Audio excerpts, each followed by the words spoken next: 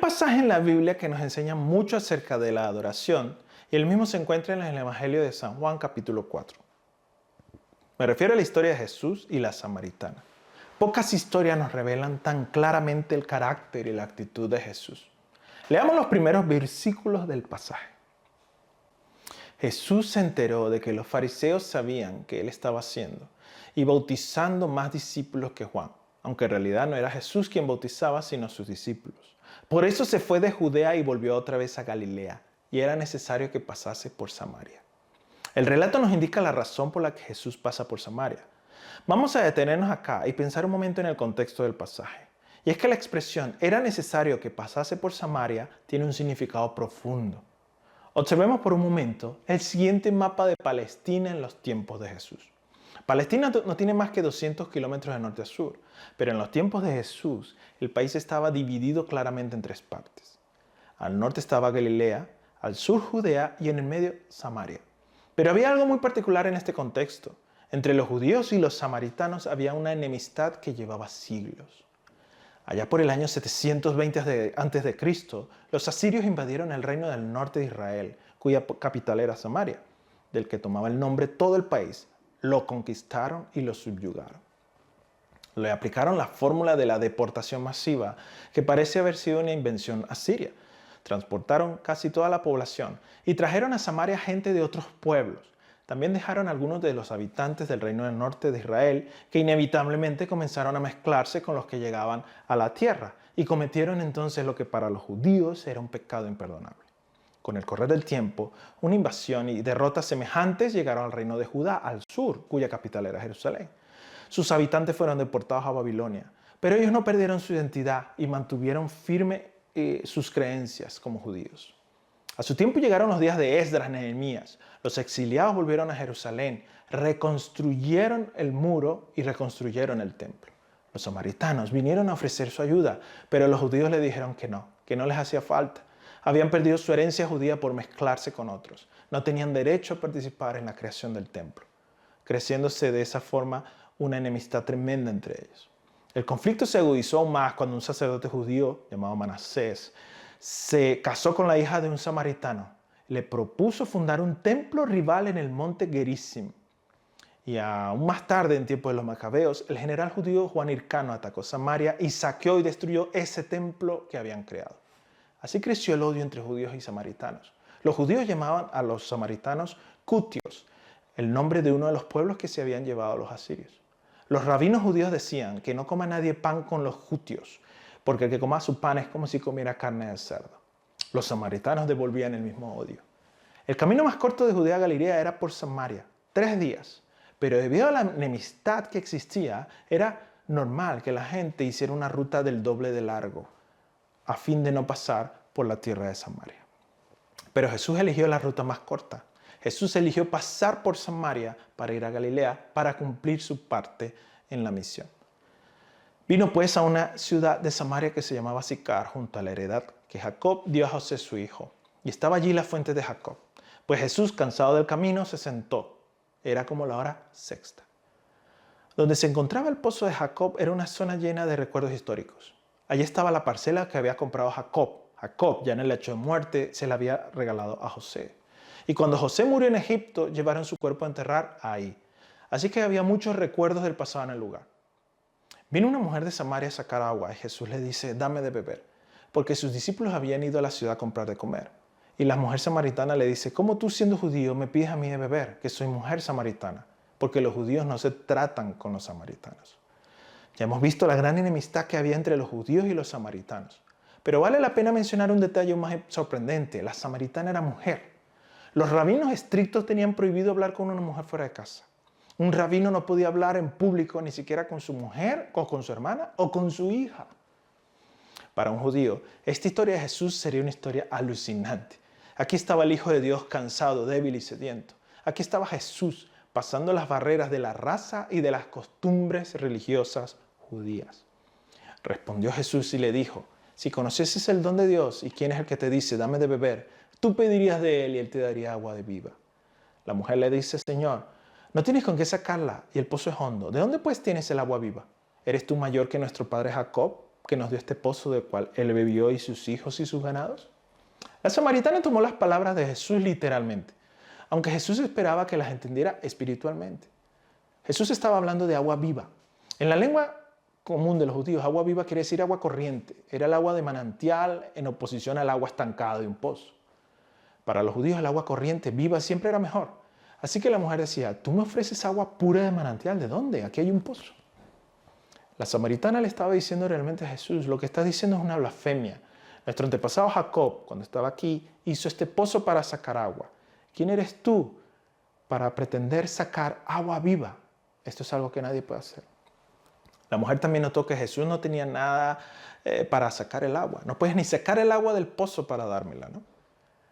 Respondió Jesús y le dijo, cualquiera que bebiere esta agua volverá a tener sed. Mas el que bebiera del agua que yo le daré, para siempre no tendrá sed. Sino que el agua que yo le daré es una fuente de agua que salte para vida eterna. Y la mujer le dijo, dame esta agua. Jesús pasó a ser una afirmación alucinante. Él podía dar agua viva que quitaría la sed para siempre. Lo curioso es que la mujer entendió literalmente, pero no se dio cuenta que hablaba con el Mesías. En la visión profética de la era por venir, la era de Dios, la promesa de que no tendrán hambre ni sed era una promesa mesiánica. Cuando Jesús hablaba de traer a la humanidad la única agua que pueda apagar la sed, lo que afirmaba era que Él era el ungido de Dios que había venido a instaurar una nueva era. Tampoco la mujer comprendió. Y no nos extraña que no comprendiera lo que Jesús estaba diciendo. Puede dar la impresión de que lo que le dijo la mujer a continuación era una manera de seguirle la corriente a uno que le parecía chiflado. Dame esa agua para que yo no tenga sed y no tenga que venir al pozo. Estaba bromeando esta mujer sobre cosas eternas. Jesús le dice, ve, llama a tu marido y ven acá. Respondió la mujer y le dijo, no tengo marido. Bien has dicho, dijo Jesús, no tengo marido, porque 5 maridos has tenido y el que ahora tienes no es tu marido. Esto has dicho con verdad.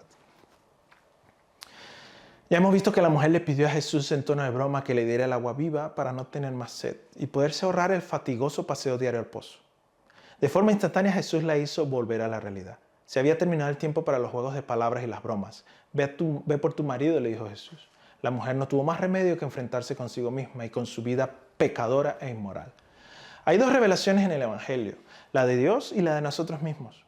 Nadie se ha visto como es en realidad a menos que hayamos visto la presencia de Cristo. Y entonces nos daremos de cuenta realmente cómo somos y cuánto necesitamos a Dios. Jesús parece cambiar de tema, como si desistiera de hablarle del agua y empieza a hablarle de una forma personal. Pero para recibir las buenas noticias es necesario que reconozcamos nuestro pecado. Le dice la mujer, Señor, me parece que tú eres profeta. Nuestros padres adoraron en este monte y vosotros decís que Jerusalén es el lugar donde es necesario adorar. Le dice Jesús, mujer, créeme que la hora viene cuando ni en este monte ni en Jerusalén adoraréis al Padre. Un profeta le señala a una persona que va por mal camino, pero no para sumirla en desesperación, sino para indicarle el camino de la sanidad, de la santidad. Así Jesús empezó a revelarle a esta mujer la condición en la que estaba. Pero luego pasó a revelarle en qué consiste el verdadero culto, en el que nuestras almas pueden tener un encuentro con Dios. La pregunta de la mujer no suena extraña, dijo, y para ella era una cuestión angustiosa. Nuestros líderes dicen que aquí en este monte donde hicimos un templo de los samaritanos se adora. Y ustedes dicen que en Jerusalén, ¿qué tengo que hacer? ¿Recuerdan cuando mencioné la construcción del templo de los samaritanos? A fin de darle valor mayor a dicho lugar, los samaritanos ajustaban la historia a su conveniencia. Ellos cambiaban los textos bíblicos y la historia para indicar que ese monte era el verdadero monte. A esta mujer le habían enseñado que era ahí donde se tenía que adorar, no en Jerusalén. Lo que estaba en su mente y lo que se estaba diciendo a sí mismo era, yo soy una pecadora, tengo que ofrecerle sacrificio a Dios y no sé a dónde ir. ¿Cómo me acerco a Dios? Para ello lo único que podía salvar su pecado era un sacrificio. Pero ¿dónde puedo hacer ese sacrificio? Es una pregunta vital para el ser humano. ¿Dónde puedo encontrar a Dios?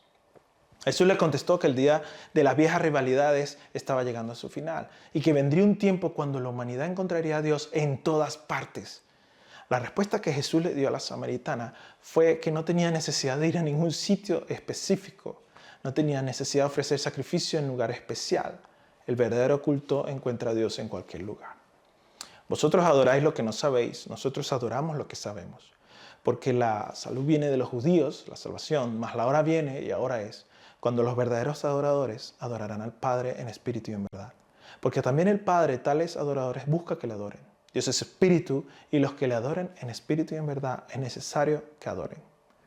Jesús le había dicho a la samaritana que las viejas rivalidades están a punto de desaparecer y que estaba próximo el día en que la controversia acerca de los méritos de Jerusalén o del monte de los samaritanos sería irrelevante. Encontraríamos a Dios en cualquier parte. A pesar de todo, Jesús hace hincapié en el hecho de que la nación judía ocupaba un lugar especial en el plan y la revelación de Dios. Los samaritanos adoraban en ignorancia, dijo Jesús. En más de un sentido, aquello era cierto. Los samaritanos no tenían las escrituras, no tenían las profecías, solo el Pentateuco, porque habían rechazado el resto. Se habían privado, por tanto, de los grandes mensajes de los profetas y de toda la sincera piedad de los salmos, por ejemplo. Tenían una religión truncada, tenían una Biblia truncada, habían rechazado el conocimiento que estaba a su alcance y que hubieran podido tener. Además, los rabinos judíos siempre habían acusado a los samaritanos de ofrecerle a Dios verdadero un culto supersticioso. El culto de los samaritanos no se basaba en el amor y en el conocimiento, sino en la ignorancia y el miedo. Lo más probable es que añadiera al Dios de Israel a la lista de sus dioses, porque tendrían un temor supersticioso a excluirle. Después de todo, era el Dios de aquella tierra y podría ser peligroso no incluirlo en la lista. Hay tres características que tiene la adoración falsa basada en este texto. En primer lugar, es selectiva. Se queda con lo que quiere saber de Dios y omite el resto. Los samaritanos tomaban lo que querían de la Escritura y omitían el resto. A veces es muy fácil a cualquiera aceptar y retener las partes de la verdad de Dios que nos interesan y pasar otras por alto. Debemos proponernos como objetivo la verdad total, encontrar la verdad total. La adoración falsa es ignorante. El culto debe ser el acceso a Dios de la persona en su totalidad. Tenemos inteligencia y obligación de ejercitarla. Debemos amar a Dios con nuestra mente, cuerpo y corazón. La religión puede que empiece por una respuesta emocional, pero pronto le llega el momento en que hay que razonarla. Una gran parte del fracaso a mantenernos en la fe es por nuestra pereza intelectual. No queremos pensar por qué creemos lo que creemos. La oración falsa es supersticiosa. Mucha gente se niega a pasar por debajo de una escalera o llevar el número 13 en una competición o emprender cualquier cosa un día martes y se pone nerviosa si se le derrama la sal o si ven un gato negro. Muchas veces no es que crean en esas supersticiones, pero tienen la sospecha de que puede que haya algo de verdad en eso y es mejor no hacerlo. Hay muchas personas cuya religión se funda en una especie de temor impreciso de lo que va a suceder si no hacemos algo respecto a Dios. La verdadera adoración no se basa en el miedo, sino en el amor. La oración se basa en la verdad. No consiste en ir a un lugar específico, ciertas liturgias, ciertos rituales, cierta forma de hacer las cosas. Le dice la mujer: sé que el Mesías ha de venir, el cual se dice el Cristo. Cuando Él viniere nos declara todas las cosas. Le dijo Jesús: yo soy el que habla contigo. Este pasaje termina con una gran declaración. Se había desplegado ante la samaritana un panorama alucinante. Contenía elementos por encima de su comprensión, maravillosos. Es más, todo lo que ella pudo decir fue: bueno, cuando venga el Mesías entenderé lo que me está diciendo. Y Jesús le dijo: yo soy el Mesías. Es como si Jesús le dijera que todo eso no es un sueño, es la verdad. Él estaba ahí. Todo lo que Él decía era verdad. La samaritana fue una persona privilegiada, porque es una de las pocas personas a quienes Jesús revela su identidad cuando estuvo en la tierra, en su ministerio terrenal. Pensemos por un momento. Dios no busca músicos y cantantes. Dios busca adoradores, que le adoren en espíritu y en verdad. Y para ello debemos conocer a quien adoramos. Debemos alejarnos de la ignorancia, de la superstición, y debemos evitar elegir solo aquello que nos gusta de Dios. Más importante, debemos adorar en todo tiempo, no solo cuando estamos delante de un micrófono o tocando un instrumento en un culto, en un domingo. Oremos para ser hallados entre aquellos que le adoran en espíritu y en verdad. También te invito a que profundices más acerca de estos conceptos. Lee el pasaje de la historia de la samaritana y medita en él. Hay muchas verdades y Dios te va a hablar a través de ella. Recuerda que las preguntas que te hayan surgido a lo largo de esta clase puedes hacérnoslas llegar. Nos vemos en el próximo video.